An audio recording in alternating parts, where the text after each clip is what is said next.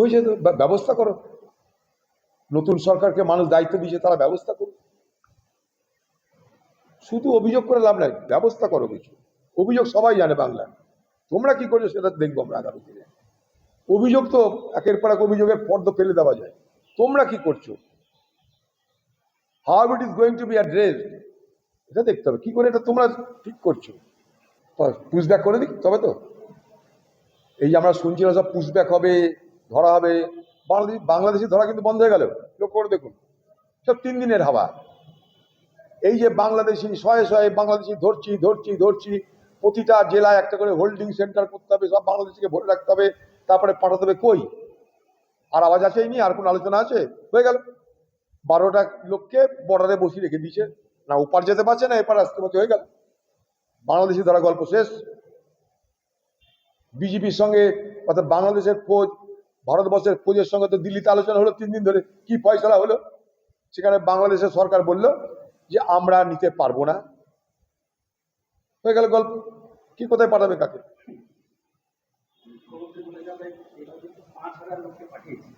কোথায় পাঠিয়েছে? তো ফালতু গল্প সব।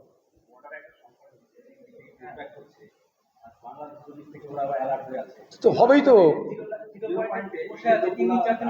বলে বোঝো এবার কি ব্যবস্থা করছে। আমি তো প্রথম দিন থেকে কথা বলছি, পাঠাতে গেলে সরকারের ওই সরকারের অনুমতি চাই। আমি এটা অনেক আগে বলেছি, আজকে না।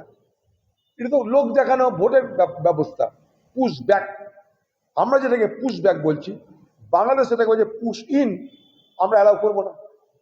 একটা সরকার যদি অ্যালাউ না করে, তুমি কি করে পাঠাবে? তাদের নো ম্যানস ল্যান্ডে বসে আছে, মর।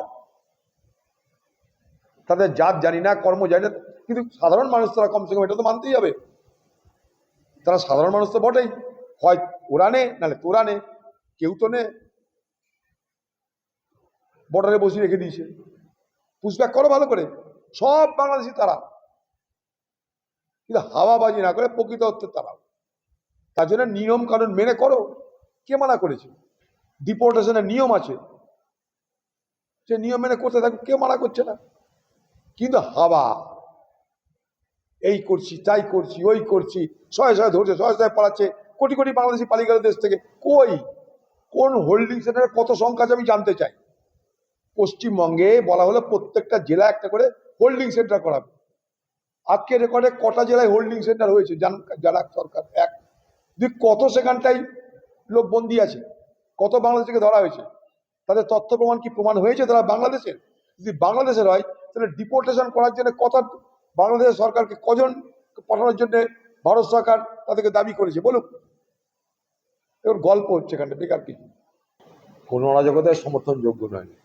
আমি আগেই বলেছি, পুলিশের কারোর মাজায় দড়ি দিয়ে ঘোরাচ্ছে, এগুলোর মধ্যে কোনো বাহাদুরি নেই। এগুলো একটা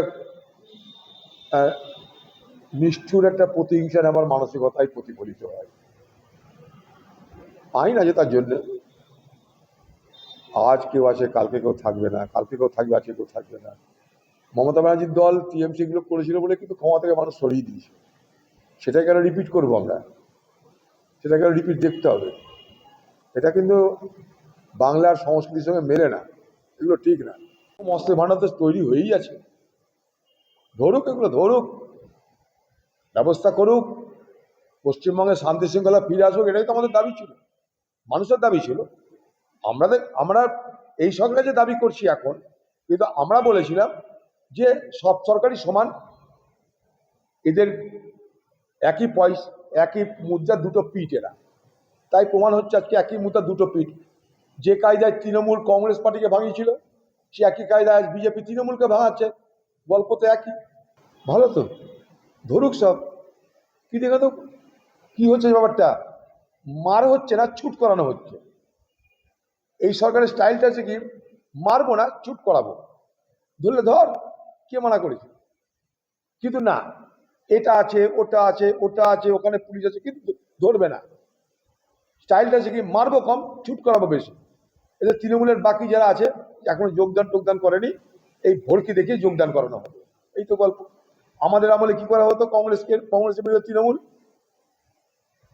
পানি কেস দেওয়া হবে, অর্থাৎ মাদক কেসে ফাঁসানো হবে। একজনকে ফাঁসানো হলো, আর বাকি কংগ্রেসীদেরকে মাদক কেসে ফাঁসানো হবে, তৃণমূলে যোগদান করো বলে যোগদান করিয়ে নিল। একই প্রক্রিয়া, নানা রকমের তার ভঙ্গি, নানা রকমের তার ফর্মুলা, কিন্তু লক্ষ্যটা একই। চোরের দল চুরি করেছে, এদের মধ্যে নতুন কিছু প্রতিদিনই কিন্তু চোরদের মধ্যে এখানে কি হচ্ছে, সিলেক্টিভ কাউকে ধরা হচ্ছে। এটা কিন্তু জেনারেল না, সিলেক্টিভ চোর ধরা হচ্ছে। ওখানে তো দু চারটে কাঁথা বালিশ কম্বল পাচ্ছে।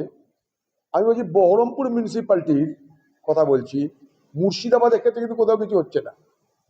এই বহরমপুর মিউনিসিপ্যালিটি যারা মাথায় আছে, তাদের শাশুড়ির নামে 100 কোটি টাকার কাজ কি করে হয় বেনামে, আমি তার তথ্য দিয়েছি, তার কিছু বিচার হবে না। কিন্তু কারণ একটাই, যে এখানকার যে বিজেপি পার্টির নেতা, সে তাকে মদত করবে। এই বহরমপুর শহরে জমি জায়গা, খাল, জল, সমস্ত কিছু কারা ভরাট করে করেছে সবাই কিন্তু জানে, কিন্তু কিছু হবে না। তো সেই জন্যে আজকের প্রশাসন বা আজকের বিজেপি পার্টি যে লক্ষ্যটা, সেটা কিন্তু খুব টার্গেটেড, সিলেক্টিভ, সকলের জন্য না। যারা যারা আত্মসমর্পণ করবে না তাদের জন্য। আত্মসমর্পণ করলে সব ঠিক হয়ে যাবে সঙ্গে সঙ্গে। যারা এমএলএ জয়েন করলো 80 জন, 80 জনের মধ্যে 60 জন, যারা এমপি 20 জন, তাদের বিরুদ্ধে কোনো অভিযোগ নেই। কিন্তু কি এখানে ধরপাকড় যা কিছু হচ্ছে, বা যার বিরুদ্ধে পুলিশ যাচ্ছে, সিআইডি যাচ্ছে, যেখানে যা হচ্ছে, ইডি সিবিআই, সেটা সিলেক্টিভ, বেছে বেছে, সকলের জন্য নয়। অর্থাৎ পক্ষপাতিত্ব হচ্ছে, এখানেও পক্ষপাতিত্ব। সরকার চোর ধরতেও পক্ষপাতিত্ব করছে, সরকার অপরাধী ধরতেও পক্ষপাতিত্ব করছে। এটা কিন্তু 1 মাসের মধ্যে দিনের আলোর মতন পরিষ্কার হয়ে গেছে আমাদের কাছে। কিচ্ছু হবে না, কিচ্ছু হবে। 2 দিন পরে 2-4 দিন চলবে এগুলো, এগুলো 1-2 মাসের বয়স এগুলো। তারপরে ওই যে মনে আছে না, যে কেজরিওয়াল দিল্লিতে কি করেছিল, বাড়ি ছেড়ে পালাচ্ছিল পাবলিকের চাপে পড়ে। এখানে বাড়ি ছেড়ে পালাবে, সবাইকে যেতে দেবে না তো। যারা দরবারে যাচ্ছে তাদেরকে আগে থেকে দরখাস্ত করে, সিলেকশন করে, নাম লিখিয়ে, তার মধ্যে আবার বিচার বিবেচনা করে তারপরে দরবারে ঢুকতে দেওয়া হচ্ছে। কিসের দরবার? একবার গিয়ে পরীক্ষা করে দেখুন না, সবাইকে যেতে দিচ্ছে কিনা। মানুষের সমস্যা দরবার করে সামলানো যায়, তাহলে সরকার কিসের? এগুলো লোক দেখানো কতগুলো, মানে টোকেনিজম বলে না, টোকেনিজম। এগুলো দেখো, আমরা কি কিছু একটা করে দিলাম। এই জিনিস করেছিল অরবিন্দ কেজরিওয়াল, তারপরে বাড়ি ছেড়ে তাকে অফিস থেকে দৌড়িয়ে পালাতে হয়েছিল পাবলিকের হুকে। ভাই সবই ঘুরিয়ে ফিরে আপনারা যেটা বলবেন, তৃণমূলের আমলে সব অন্যায় হয়েছে, বিজেপি সব ঠিক করছে। এটা করুক না রে ভাই, আর আর তো অভিযোগ করে লাভ নেই, সরকার পাল্টে গেছে, আর তো অভিযোগ করে লাভ নেই। সরকার গঠনের আগে অভিযোগ, সরকার গঠনের পর অভিযোগের প্রতিবিধান, এটাই আমরা বুঝি।